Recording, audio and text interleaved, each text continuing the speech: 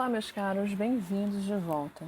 Hoje nós estaremos começando a primeira aula de revisão.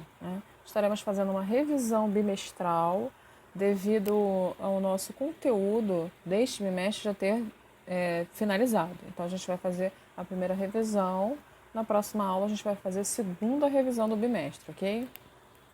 Então nessa primeira aula de revisão, vamos revisar as primeiras 3 aulas do bimestre, onde nós estivemos falando sobre território brasileiro, relevo brasileiro e solo brasileiro. Existem diversas formas de observar e caracterizar o espaço. Então, a nossa extensão, a extensão territorial do Brasil, favorece uma visão diferenciada do espaço nacional. E dentre os principais critérios de regionalização, podemos destacar os naturais, os sociais e os econômicos. Para regionalizarmos o espaço geográfico, também podemos levar em consideração a utilização dada pelo homem. E então, de acordo com o Instituto Brasileiro de Geografia e Estatística, o IBGE, são admitidos 2 tipos de regionalização para o país: as regiões geoeconômicas, as regiões político-administrativas do Brasil, e ainda existe uma terceira regionalização que foi criada pelo importante geógrafo brasileiro Milton Santos. Cada uma dessas regionalizações utilizou um critério diferenciado para que fosse organizado no espaço uma melhor maneira de compreendê-lo. As regiões político-administrativas do Brasil. A tradicional divisão regional do país, que separa o território em 5 regiões distintas, detém critérios que estão de acordo com as linhas limítrofes de cada estado brasileiro.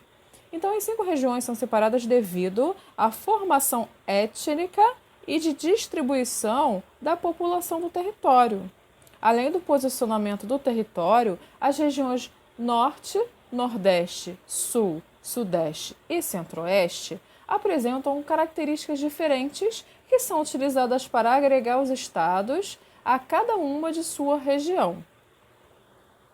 Então, essas são as regiões político-administrativas do Brasil: região Norte, região Sul, região Nordeste, Sudeste e Centro-Oeste. A regionalização geoeconômica. Nessa regionalização, foram admitidas as características físicas e socioeconômicas do território brasileiro, como o próprio nome já sugere. Dessa maneira, observamos o território brasileiro em 3 regiões geoeconômicas, que são região Amazônia, região Nordeste e região Centro-Sul. Essa regionalização agrega mais de uma região político-administrativa, devido a ambas serem responsáveis pela maior parte do capital produtivo do país. Além disso, essa regionalização ela não coincide com as fronteiras político-administrativas, já que os domínios naturais não coincidem com os limites dos estados brasileiros. Os 4 Brasis. Essa regionalização ela foi desenvolvida pelos geógrafos brasileiros Milton Santos e Maria Laura Silveira no ano de 2001. Esta regionalização se baseia na difusão dos meios técnicos, científicos, informacionais e nas heranças do passado colonial.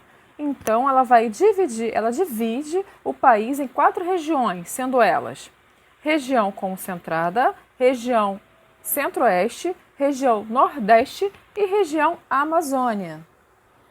A regionalização dos 4 Brasis leva em consideração os aspectos socioeconômicos e, principalmente, os meios geográficos presentes nessas regiões, onde destaca-se principalmente a articulação do território brasileiro a partir da sua inserção na nossa economia periférica junto ao capitalismo globalizado. Vamos lembrar o que é o relevo? Relevo é o quê? É a parte superficial da crosta terrestre, considerando as saliências da crosta.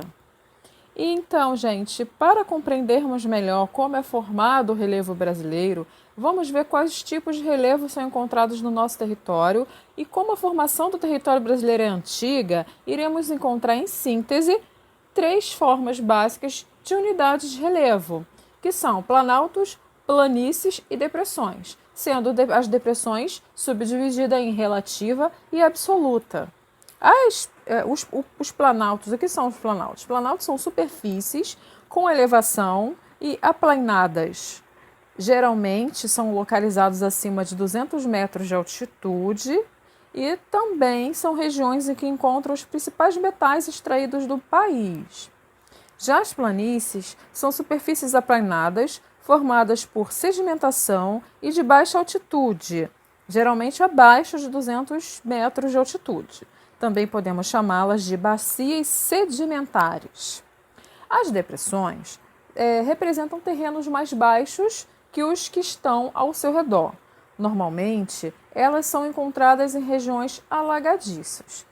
Então, a gente pode subdividi-la em depressão relativa, que é aquela que se encontra acima ou no nível do mar, e ela pode ser depressão absoluta quando se encontra abaixo do nível do mar. Primeiramente, vamos nos lembrar, vamos conceituar o solo. O solo é a camada mais superficial da crosta terrestre, que serve de suporte para as plantas e para a maioria das atividades humanas. Além disso, é um recurso natural renovável, formado por partículas minerais de vários tamanhos, com composição química variada e matéria orgânica em diversas fases de decomposição. No Brasil, predominam os seguintes tipos de solos: os aluviais, o massapé, salmourão, terra roxa, várzea. Além disso, nós também temos as propriedades físicas do solo, onde, para podermos caracterizar um solo, precisamos observar as suas propriedades. E essas propriedades são a textura, que é o grupo de minerais que são encontrados no solo, a estrutura, que é a maneira pelas quais as partículas se organizam para formar aglomerados, a porosidade, que refere-se ao espaço em que cada partícula está entre a outra, a permeabilidade, que faz-se relação com a maior ou menor facilidade de absorção da água, a coesão, que é a maneira pelas quais as partículas se encontram ligadas entre si, e a cor, que é a partir da coloração, que é possível separar em grupos de estudos. Chegamos ao fim da nossa primeira revisão. Na próxima aula estaremos fazendo a revisão dos demais 3 capítulos do nosso livro. E por enquanto é só. Eu agradeço a atenção de vocês. Até a próxima aula.